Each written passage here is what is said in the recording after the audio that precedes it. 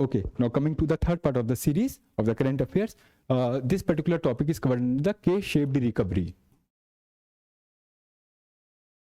एक वर्ड अभी न्यूज में रहा था क्योंकि बजट आया है अभी, के शेप्ड रिकवरी। बजट आने से एक हफ्ता पहले निर्मला सीतारमन ने एक स्टेटमेंट दिया था। निर्मला सीतारमन जो आपके फाइनेंस मिनिस्टर हैं, उनका स्टेटमेंट आया था कि there is nothing like short of K shaped recovery.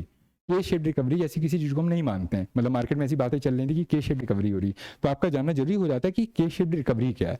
अब आप के का साइन बनाइए, के कुछ ऐसा बनता है, और अगर इकोनॉमी में हम के शेप्ड रिकवरी की बात करें तो ये सिंबल कुछ ऐसा बनता है, ऐसे ऐसे करके बनता है। तो what is this K shape recovery about? इसका ये कहना है कि जो पोस्ट कोविड लॉकडाउन का पीरियड था, लॉकडाउन पीरियड में पूरी इकोनॉमी जो थी it came to an stand still. ये एक मतलब एक तरह से रुक गई, एक तरह से स्थिर हो गई। अब क्या हुआ, जब लॉकडाउन हटा तो धीरे धीरे इकोनॉमी के अलग अलग सेक्टर ने दोबारा ग्रो करना शुरू किया। ठीक है, अब हो क्या रहा था, कुछ सेक्टर बहुत तेजी से ग्रो करने लगे और कुछ थोड़ा धीरे धीरे ग्रो कर रहे थे।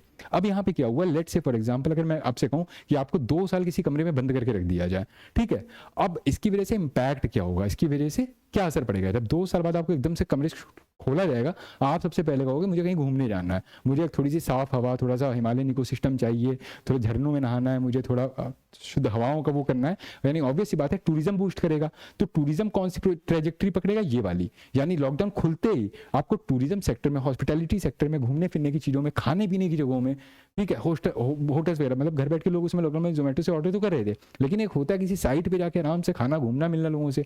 तो ये सब जो सेक्टर्स हैं ये तो एकदम से ग्रो कर जाएंगे। एग्रीकल्चर सेक्टर में भी ऐसी ग्रोथ देखने को मिल सकती है। लेकिन जो मैन्युफैक्चरिंग सेक्टर होते हैं, क्योंकि ये एक सप्लाई चेन पे काम करते हैं, अगर पीछे की चीज रुक जाएगी तो आगे प्रोसेसिंग रुक जाएगी। अब मान के चलिए 2 साल तक एग्रीकल्चर सेक्टर में ज्यादा रिफॉर्म नहीं हुआ, कोई नई पॉलिसी नहीं आई, एग्रीकल्चर वगैरह भी, हालांकि गांव में होता है, वहां लॉकडाउन का बहुत ज्यादा इंपैक्ट देखने को नहीं मिला था, इसलिए एग्रीकल्चर सेक्टर जो था वो उस पर बहुत ज्यादा फर्क नहीं पड़ा था। लेकिन क्योंकि जो सप्लाई चेन है वो डिसरप्ट होती है, अब मूवमेंट हो नहीं रही थी उस समय बहुत ज्यादा, तो जब रॉ मटेरियल्स नहीं आएगा, और सिर्फ रॉ मटेरियल लाने से नहीं होता है, कि हुआ क्या था कि सबसे ज्यादा इंपैक्ट पड़ा था अर्बन गेटोज पे, अर्बन एरियाज पे, क्योंकि जब फैक्ट्रियों में, मैन्युफैक्चरिंग यूनिट्स में शटडाउन हुआ था तो ज्यादातर जो इन फैक्ट्रियों में लोग काम करते थे, those were the labourers, they belong to the east UP Bihar belt. मैं ये नहीं कह रहा हूँ यहाँ के सारे लोग लेबर होते हैं, बट बात क्या होती है, यहाँ पे पॉपुलेशन डेंसिटी बहुत ज़्यादा है, एजुकेशन का रेट कंपेरेटिवली कम है as compare to the other states, तो इनकी इन्वॉल्वमेंट मैनुअल लेबर में ज़्यादा होती है। इसीलिए चाहे आप सूरत की इंडस्ट्री देख लें, चाहे गुजरात देख लें, वहाँ पर भी आपको ईस्टर्न इंडिया स्पेशली द, जिसको हम लोग बोल देते हैं गंगेटिक बेल्ट के रूप में यूज करते हैं, आर्यवर्त वाला जो एरिया इधर का हिस्सा, एक जमाने में तो बहुत सिविलाइजेशन लगा हुआ करता था, लेकिन अभी एजुकेशन रेट कम है, पॉपुलेशन डेंसिटी बहुत ज्यादा है, इंफ्रास्ट्रक्चर डेवलपमेंट बहुत ज्यादा नहीं है यहाँ का, तो in search of the better opportunities they are migrating to some other states like that which are comparatively advanced in terms of manufacturing sector। यहाँ एग्रीकल्चर खेती बहुत अच्छी होती है, लेकिन इंडस्ट्रियल इंफ्रास्ट्रक्चर बहुत अच्छा नहीं है, ठीक है, पढ़ाई लिखाई और ये सब चीज़ों के संसाधन बहुत अच्छे अवेलेबल नहीं है। तो ये लोग कहाँ मूव करेंगे, दिल्ली मूव करेंगे, माइग्रेट करेंगे, मध्य प्रदेश, या फिर लेट्स से मध्य प्रदेश भी नहीं आप कह सकते हैं, इंदौर साइड में तो जा सकते हैं कॉमर्शियल बेल्ट में, बाकी गुजरात वगैरह या फिर सदर्न स्टेट में जा सकते हैं, जैसे वहाँ की जो IT सिलिकॉन इंडस्ट्री है, पढ़े लिखे लोग भी, मैनुअल लेबर भी। तो अब हुआ क्या, क्योंकि because of the manufacturing units came to stand still. अब कोई आदमी कॉर्पोरेट सेक्टर में जॉब कर रहा था, 70-80 हज़ार उसकी सैलरी थी, उसकी तो सेविंग होगी, लेकिन ये जो डेली वेज अर्नर्स होते हैं, इनको जो दैनिक बेसिस पे इनको मिल रहा होता है, कोई रिक्शा चलाता है, कोई ऑटो चलाता है, सब कुछ लॉकडाउन में बंद हो गया, तो इनके पास कोई ऑप्शन नहीं बचा। तो ये लोग क्या हुए थे, अपने अपने स्टेट में विड्रॉ करने लगे, वापस लौटने लगे वहां पे।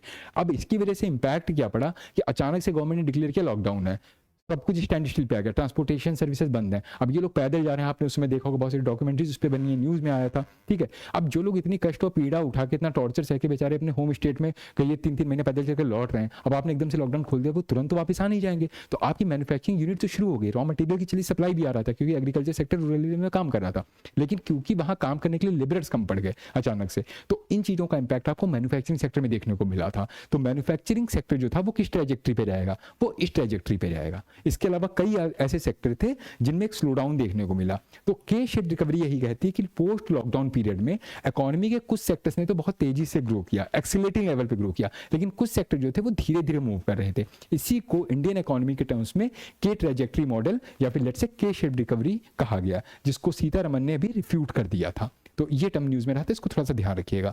The recovery is known as the K shape recovery because the parts of different parts of the economy when charted together में diverge resembling into two arms of the Roman letter K. The part or the portion of the economy that recovers quickly is represented by the upper part, while the lower part represent those groups that recovered more slowly। मैंने आपको उसके reason भी बता दिए हैं और उसके consequences भी लिखा है ना, सब certain industries will more benefit than the other। उसके बाद आगे चलते हैं हाउथीज पे। हाउथीज क्या होता है, अगर ये एग्जाम में वर्ड है, ये क्या कोई स्पीसीज है या कोई नया प्लेनेट ढूंढ लिया गया है या एक एथनिक ग्रुप है? तो ध्यान याद रखिएगा जो आपका अरेबियन पेनिनसुला है, ऐसे करके, ठीक है। ये बहुत न्यूज में था क्योंकि अभी बजट में रेड सी क्राइसिस करके वर्ड यूज किया गया है, जिसको मैं डिटेल में करंट अफेयर की ही सेशन में ले लूंगा, ठीक है, क्योंकि ये क्राइसिस बहुत बड़ा है, यमन के हाउथी रेबल से रिलेट करता है, यूएस का इंटरवेंशन है और इसका ग्लोबल इकोनॉमी के साथ साथ इंडियन इकोनॉमी पे भी एक साल में इंपैक्ट पड़ेगा, इसलिए उन्होंने बजट में रेड सी क्राइसिस करके वर्ड यूज किया था इस बार। हालांकि वो टोटली हाउथी रेबेलियन से रिलेट नहीं कर रहा था, लेकिन थोड़ा बहुत इंडिकेशन उसने दिया था। तो हाउथीज वर्ड बहुत न्यूज में रहेगा इस साल। तो अगर आप इस बार सऊदी अरेबिया ज्योग्राफी में बहुत अच्छे से पढ़ लीजिएगा, जो करंट से डील करता है वो मैं आपको बता देता हूँ। जैसे सऊदी अरेबिया पेनिनसुला है, पहला इसके बारे में एक फैक्ट याद रखिए, क्या सऊदी अरेबिया जो है वहां पे कोई रिवर है? थोड़ा सा चेक कर लीजिएगा कि सऊदी अरेबिया मिडिल ईस्ट की क्या ऐसी कंट्री जहां पे कोई रिवर नहीं है? फिर सऊदी अरेबिया क्या इकलौती कंट्री है? डेजर्ट्स के नाम वहां की याद कर लीजिएगा। अब सऊदी अरेबिया पेनिनसुला के नीचे दो कंट्रीज मेजर पड़ती है, इस साइड में पड़ेगी आपकी जैसे ओमान पड़ रही है, इधर आपकी येमेन पड़ रही है, ठीक है, सब देख लीजिएगा। इधर जो वाटर बॉडी पड़ती है इसका नाम होता है जैसे रेड सी, ठीक है, और जो इधर वाली वाटर बॉडी है इसका आपको बोलेंगे पर्शियन गल्फ। और इसको पर्शियन गल्फ क्यों बोलते हैं? क्योंकि पता है इधर सऊदी अरेबिया है तो इस साइड में आपका क्या पड़ता है, ईरान, ऊपर इराक पड़ेगा, इधर ईरान पड़ेगा। ईरान का पूरा नाम पर्शिया हुआ करता था, तो पर्शिया के पास वाला गल्फ है तो पर्शियन गल्फ बोलेंगे। यानी सऊदी अरेबिया और the Arabian peninsula it is locked between two water bodies. उसके नॉर्थ में क्या पड़ता है पर्शियन और नीचे क्या पड़ता है आपका रेड सी, और इधर क्या पड़ेगा आपका अरेबियन सी पड़ेगा, ठीक है, और इधर ऊपर मेडिटेरियन पड़ जाएगा। फिर यहाँ पे आपका स्विस कैनाल वगैरह पड़ता है। तो जो हाउथी रेबल्स हैं basically they belong to Yemen, ये आपको ध्यान रखना है। और क्योंकि इसकी प्रॉक्सिमिटी रेड सी के ज़्यादा पास है, एग्जाम में अगर क्वेश्चन आता है कि जो येमेन इसकी प्रॉक्सिमिटी रेड सी की है कि पर्शियन गल्फ की है, तो आपको ध्यान रखना है ये रेड सी और अरेबियन सी के दोनों के प्रॉक्सिमेट आता है, ठीक है। किस वाटर बॉडी में खुलते हैं, ज्योग्राफी के इनके फेवरेट क्वेश्चन है। तो हाउथी इसीलिए न्यूज में रहे थे क्योंकि ये एक एथनिक ग्रुप है जो कि रिसेंटली एक सिविल वॉर में इन्वॉल्व है इन येमेन, ठीक है। बस इनके बारे में इतना आपको ध्यान रखना है। इनका रिलीजन क्या है? ऑब्वियस सी बात है मुस्लिम्स होंगे, इस्लामिक रीजन को, क्योंकि अरेबियन पेनिनसुला में पाए जाते हैं। बट आपको पता है इस्लाम में दो ब्रॉडर क्लासिफिकेशन है, one is the Shia and the one is Sunni. अब हुआ क्या है कि जो हाउथीज होते हैं they are basically Zaidi Shiites, यानी ये लोग शिया कम्युनिटी को बिलोंग करते हैं। और जो यमन है वहां पे मेजोरिटी में कौन है? सुन्नी है, ठीक है।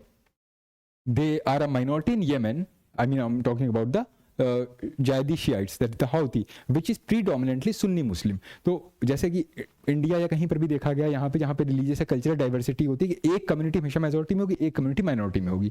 तो भले ही सब कुछ अच्छे से चल रहा हो, लेकिन माइनॉरिटी कम्युनिटी को हमेशा एक कहीं ना कहीं एक सोशल टेंशन रहती है। ऐसा एक रहता है कि we are regarded as the second class citizen, ये इंटरनल सिक्योरिटी में डिटेल में पढ़ेंगे, जिसकी वजह से आगे चल के सोशल कन्फ्लिक्ट क्रिएट होते हैं, आइडेंटिटी क्राइसिस होता है, जिसके चलते कई बार सिविल वॉर जैसी सिचुएशन बनती है। तो मिडिल ईस्ट में हमेशा से सिविल वॉर की सिचुएशन रही है बिकॉज ऑफ जो लोग ये कहते हैं कि एक पर्टिकुलर रिलीजन है जिसमें कोई डाइवर्सिटी नहीं है, जिसमें कोई कहते नहीं कास्ट वर्ण सिस्टम नहीं है। तो कास्ट नहीं है नो डाउट, लेकिन अदर तरह के सेग्रीगेशन देखने को मिलते हैं। तो क्लासिफिकेशन या फिर जो हायरार्कियल फॉर्मेशन ऑफ सोसाइटी होता है वो हर सोसाइटी में आपको देखने को मिलेगा मेजॉरिटी माइनॉरिटी के बेसिस पे।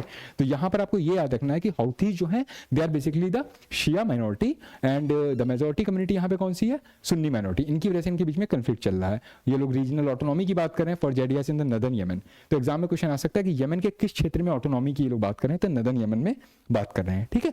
दे have been fighting the Yemen Sunni majority since 2004 और येमेन की कैपिटल का नाम सना है, आपको पता ही है। इन्होंने इसको सीज कंट्रोल किया था, बाद में छूट गया। तो हाउथी से रिलेटेड सारी चीजें रेड सी क्राइसिस को हम आगे देखेंगे। Now one more part is there, major that part becomes a major part of your ecosystem or the environment and ecology, that is the penguin।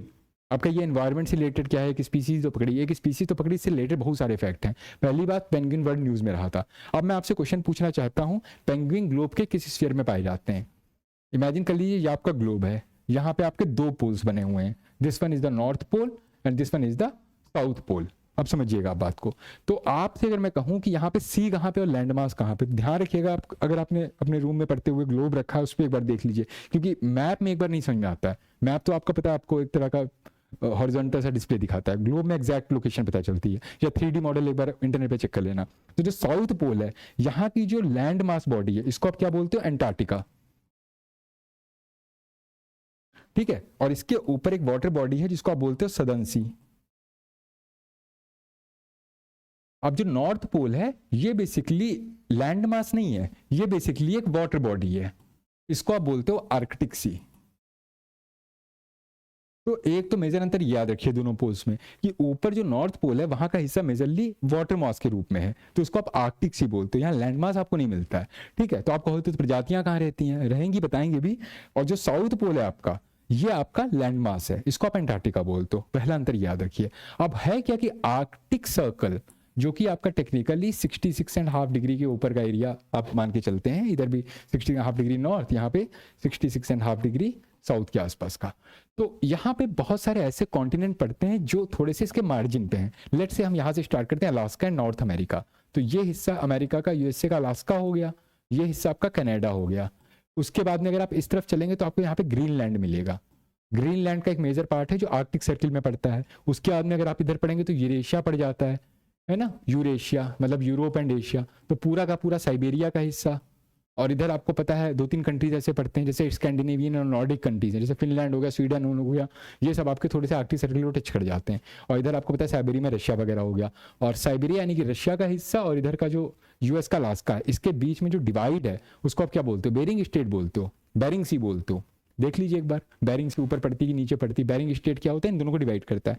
तो ये जो छोटे छोटे से लैंड मास हैं जो आर्कटिक सर्किल के ऊपर आ रहे हैं, इनको आप आर्कटिक रीजन में इंक्लूड करते हो। इसीलिए एक आर्कटिक काउंसिल करके भी बनाई गई थी। There was something called Arctic council.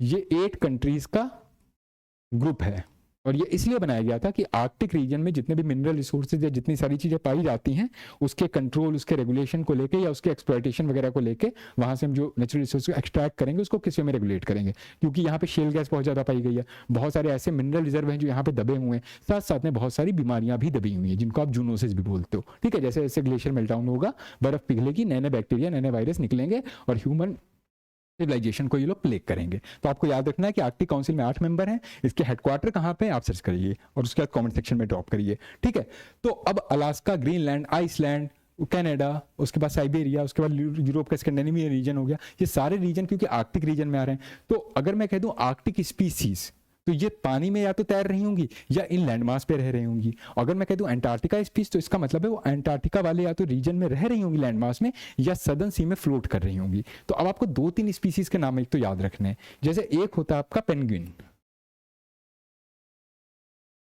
तो पेंगुइन याद रखिएगा आपका कहाँ मिलता है? सदर्न पोल साइड में मिलता है, यानी अंटार्कटिका रीजन में। ये दिमाग में फैक्ट बिल्कुल बिठा लीजिए। एक आपकी स्पीसीज होती है लेट्स से पोलर बियर,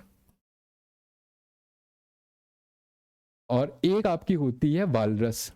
होती तो बहुत है, मैं मोटी मोटी 2-3 बता रहा हूँ आपको। ठीक है, वैसे तो एक फॉक्स की भी स्पीसीज मिलती है जो नॉर्थ पोल साइड में मिलती है, मैंने उसके लिए चार्ट लगाई है, वो देख लीजिएगा। लेकिन अभी नजर मान लीजिए 3 मेजर स्पीसीज की बात कर रहा हूँ, और एक स्पीसीज होती है जिसको हम बोलते हैं सील्स। ये 4 स्पीसीज पे क्वेश्चन बार बार घुमा फिरा के पूछे गए हैं, जाते रहे, क्योंकि ये आपस में हाईली इंटरलिंक हैं, हाईली इंटर रिलेटेड हैं ये स्पीसीज। ठीक है, तो अगर मैं आपसे पूछूं पेंगुइन कहाँ पाया जाता है तो आप कहेंगे अंटार्कटिका में। अगर मैं कहूँ पोलर बियर या वॉलरस कहाँ पाया जाता है तो आप कहेंगे आर्कटिक रीजन में। आर्कटिक रीजन का मतलब है ये जो आर्कटिक ओशन का रीजन और जो लैंडमास आपको मिल रहा है। अपार्ट फ्रॉम दैट जो सील्स की लोकेशन अगर मैं पूछूंगा तो याद रखिएगा नॉर्थ पोल में भी मिलेंगी आपको और साउथ पोल में भी मिलेंगी। आप समझिए मैंने 4-5 स्पीसीज के नाम किसी रीजन से लिखे हैं। होता क्या है, जो पेंगुइन होते हैं, ठीक है, अब ये सब स्पीसीज क्या खाते होंगे, वहां और कुछ तो मिलता नहीं, खेती बाड़ी तो करते नहीं होंगे, तो ऑब्वियस सी बात है इनसे जो छोटे जीव होते हैं, मछलियां, श्रिम्प्स वगैरह हैं, क्रस्टेशियंस वगैरह, उनका शिकार करते होंगे। लेकिन ये सब बड़ी स्पीसीज हैं। अब होता क्या है कि जो पोलर बियर है, ठीक है, मतलब पोल में पाया जाने वाला भालू है, ये बेसिकली कनाडा, अलास्का और यहाँ पे पाया जाता है ग्रीनलैंड साइड में। होता क्या है, this polar bear it is surviving on, polar bear मतलब होता है वो पोल वाला भालू, सफेद रंग का, मतलब बिल्कुल देखा होगा, जबरा जबरा सा। ठीक है, तो ये सर्वाइव करता है आपके कुछ स्मॉल श्रिम्प्स, कुछ स्मॉल फिशेस और कुछ क्रस्टेशियंस पे, और जो ज्यादातर ये यहाँ के समुद्र में पाई जाती हैं, मतलब आर्कटिक ओशन रीजन जो इन कोस्ट को टच कर रहा है। अब दूसरी स्पीसीज जो सील है, ये सील क्या करती है कि उन शिप्स को और उन सारी चीज़ों को खा जाती है। और क्योंकि सील जो होते हैं आपके, ये पानी में तैरने में भी बहुत अच्छे होते हैं, और जो पोलर बियर्स आपको पता है भालू होते हैं तो पानी में बहुत अच्छे तैराक नहीं होंगे, ये लैंड पे ही रहेंगे। तो सील्स क्या करते हैं, समुद्री उस पर घुस के खूब सारा ये शिम्प सब कुछ खा जाते हैं। अब क्योंकि कोस्ट पे इस टाइप की मछलियां इनको अवेलेबल नहीं होती हैं, तो पोलर बियर के ऊपर ये एक एक्सटिंक्शन होता जा रहा है, मतलब पोलर बियर का खाना पीना कम होता जा रहा है because of the species called seal. अब आपको इनका इंटरलिंक समझ में आया कि सील्स क्या करती हैं, पोलर बियर को मार के नहीं खाती हैं, वो पोलर बियर का खाना हजम कर जाती हैं। ठीक है, तो पोलर बियर तो कमजोर हो जाएगा। इसकी वजह से लास्ट ईयर एक फेनोमेना न्यूज में आया था जिसकी वजह से पोलर बियर कनाडा के इंटीरियर्स में घुसने लगे थे। अब वो कोस्ट को छोड़ के अंदर आ रहे थे खाने की तलाश में, क्योंकि उनको किनारे कुछ खाने को नहीं मिल रहा है, सब कुछ सील खा जाती हैं। ठीक है, और फिर क्या होता है, मौका देख के ये लोग चौका भी मार देते हैं, लोग शील को पकड़ के निपटा देते हैं किसी दिन, मतलब वॉलरस हो चाहे पोलर बियर हो, निपटा देते हैं। अब आप नीचे आइए थोड़ा सा, यानी जो सील है यहाँ पे वो कहीं ना कहीं वॉलरस या पोलर बियर या बाकी जो स्पीसीज हैं इनके लिए प्रे बन जाती है यहाँ पे, भले भी उनका खाना खाती हो, चोर है बेसिकली एक तरह की। लेकिन यही सील्स स्पेशली इसमें शार्क शील्स होती हैं, ठीक है, ये अगर सदर्न रीजन में आप इसको पकड़िए, जो साउथ रीजन में पाई जाती है, मतलब सदर्न पोल पे पाई जाती है, ये यहाँ पे प्रीडेटर है, प्रीडेटर मतलब शिकार करने वाला, और पेंगुइन यहाँ पे इनके प्रे हो जाते हैं, मतलब ये बाकी चीजें तो खाती हैं और साथ साथ में पेंगुइन का भी शिकार करती हैं। आपको लगेगा पेंगुइन तो बड़ा सा जानवर है यार, ब्लैक कलर का है, आपने वो देखो फ्रिज के ऊपर लगा होता था, व्हाइट कलर का उसका ऐसे स्टमक पे बना होता है, दो पैरों पे ऐसे खड़ा रहता है ना, छोटे छोटे फिन्स होते हैं उसके, तैरता भी है। लेकिन जो सील्स होती हैं बड़ी बदतमीज होती है, इसमें शार्क शील्स बड़ी वो होती है, वो उनको मारती है, शिकार करती है, इनके फीमेल का मॉलिस्टेशन भी करती है। उनके बारे में बहुत फैक्ट हैं जो आप नेशनल ज्योग्राफिक सोसाइटी वगैरह पे पढ़ सकते हैं, ठीक है। तो आपको इन स्पीसीज के बारे में पता चल गया, ये बस फैक्ट्स याद रखिएगा, लोकेशन, ठीक है, predator and the prey relationship, और कौन सी स्पीसीज किस वजह से न्यूज में रही थी। इसके अलावा मैंने कि यहाँ पे चार्ट भी प्रिपेयर किया, सबके बारे में फैक्ट मैं बता दूंगा, एक चार्ट में भी नजर मार लीजिएगा जो मैंने आपको लिख के बताए थे। जैसे मैंने बताया ये एडिलाइड पेंगुइन है, अंटार्कटिका फर सील है, वॉलरस आपको मिलेगा, ठीक है, ये सब आपको पेंगुइन, और ये देखिए एम्परर पेंगुइन है, किंग पेंगुइन है, रॉस सील है, ठीक है, ये सब आपको अंटार्कटिका यानी सदर्न रीजन में मिलेगा। यहाँ पर आपको देखिए फॉक्स नहीं दिख रही होगी, ठीक है, यहाँ पर आपको अभी जो बताया था मैंने आपको भालू, ठीक है, पोलर बियर वो नहीं मिल रहा होगा क्योंकि वो आर्कटिक एनिमल में आता है। यहाँ देखिए आर्कटिक वुल्फ आर्कटिक साइड में मिलेगा आपको, आर्कटिक ग्वाइंट स्क्वायरल होती है, क्लिनक्स होता है, आर्कटिक फॉक्स, फिर आपको एक बेलगुआ वेल, आर्कटिक चा, ये सब देख लीजिएगा, ये सारी चीज़ें आर्कटिक रीजन में मिलती हैं। अब इन स्पीसीज पे एक बार नजर मार लीजिए, मैंने आपको डिटेल में बताई है कि एम्परर पेंगुइन क्यों न्यूज में था। It is the largest of all the different kinds of penguin species, यानी पेंगुइन में सबसे बड़ी प्रजाति ये होती है। साइंटिफिक नेम आपके लिए इंपॉर्टेंट है कि अंटार्कटिका रीजन में या सब अंटार्कटिका आइलैंड्स में पाया जाता है। ब्रीडिंग मंथ्स इसके अप्रैल टू नवंबर होते हैं। इनकी जो कॉलोनीज होती हैं वो वही साउथ एल्टीट्यूड में पाई जाती हैं। इनका हैबिटेट है ice adapted region of inhabiting the packed ice and surrounding marine regions. They are capable of diving to depths, यानी कि ये डाइवर्स होते हैं, ठीक है। जो ऊपर वाले पोलर बियर थे वो डाइवर नहीं होते, लेकिन पेंगुइन दे कैन डाइव, इनके फिन्स वगैरह निकले होते हैं, लेकिन ये प्रीफर करते हैं मतलब अपनी कॉलोनीज में रहना। इनका जो कंजर्वेशन स्टेटस है देख लीजिए, नियर थ्रेटेंड में आता है। They have a natural number of natural predators both on land and on the water, और जिसमें सबसे प्रोमिनेंट नाम आता है लीपर्ड सील का, शार्क शील्स, लेपर्ड सील्स, ये सब इनका शिकार करते हैं, ठीक है। और इसमें आगे लिखा भी है which is known for praying a variety of the species including the penguins, ये आपको बता ही दिया था, इसका स्क्रीनशॉट भी आप ले सकते हैं डिस्ट्रीब्यूशन वगैरह का। आगे चलते हैं। Other predators of the penguins include the great white sharks and various species of the sea birds. मतलब पेंगुइन बेसिकली जो होते हैं प्रीडेटर होते हैं कि प्रे होते हैं, आपको ध्यान रखना है, प्रे की कैटेगरी में आते हैं, मतलब शिकार होते हैं, ये शिकारी नहीं होते हैं। सील्स जो होते हैं ये शिकारी होते हैं, अभी जिनके बारे में बताया था। They are the diverse group of the semi aquatic mammals in the order Carnivora, मतलब मांस पे छेड़ करने वाले लोग, ठीक है। और they range from 3 feet to 3 feet 3 inch इनकी हाइट वेट होती है। और उसके बाद इनके बारे में और कोई इन्फॉर्मेशन तो लिखी नहीं हुई, जो बताई थी सदर्न और नदर्न पोल दोनों जगह पे पाई जाती है। They are the skill predators and known to hunt a variety of the prey including the penguins. They use their powerful hand flippers to propel themselves through the water, मतलब ये पानी में भी अच्छी मूवमेंट कर लेते हैं, ठीक है। Their diet consist of the fish, squid, crustaceans and other species of the seas. ये अपनी प्रजाति की बाकी सीलों को भी खा जाते हैं, लेपर्ड सील्स होती हैं, ठीक है। और सील्स होती है खतरनाक region. In the Arctic region polar bears and Arctic wolves are the natural predators of the seal, यानी अंटार्कटिका में तो ये लोग प्रीडेटर हैं, लेकिन जब आर्कटिक रीजन में आप जाते हैं तो मैंने बताया नहीं, आर्कटिक व्हील हो गए, पोलर बियर हो गए, ये लोग इन्हीं को खा जाते हैं। लेकिन इनके बीच में एक और रिश्ता होता है सील्स और पोलर बियर में। अभी बताया था कि सील्स पोलर बियर का कुछ कर नहीं सकती हैं क्योंकि seals are the preys of polar bear, लेकिन ये इनका खाना खा जाती हैं, ठीक है। इनकी मतलब मछली खा जाती हैं, तो बेचारे कमजोर होते जा रहे हैं, इनको एनीमिया वगैरह हो रहा है। Polar bears live in the Arctic circle, मैंने उनके बारे में फैक्ट ऐड कर दिया। Ice covered water, polar bears rely on the sea ice to access to the seas that are their primary source of the food, ठीक है। जो seals होती हैं वो क्या है, प्रे बन जाती हैं इनका, लेकिन इनका खाना भी चुराती हैं। बस वही सब चीजें। 60% of the sub population are located in Canada, जो मैंने आपको सबसे पहले बता दिया था क्योंकि कनाडा में ये न्यूज आई थी। So that was the environmental section of it. That was all for today's slide. We will continue with our current affair section in the subsequent ones. Thank you so much.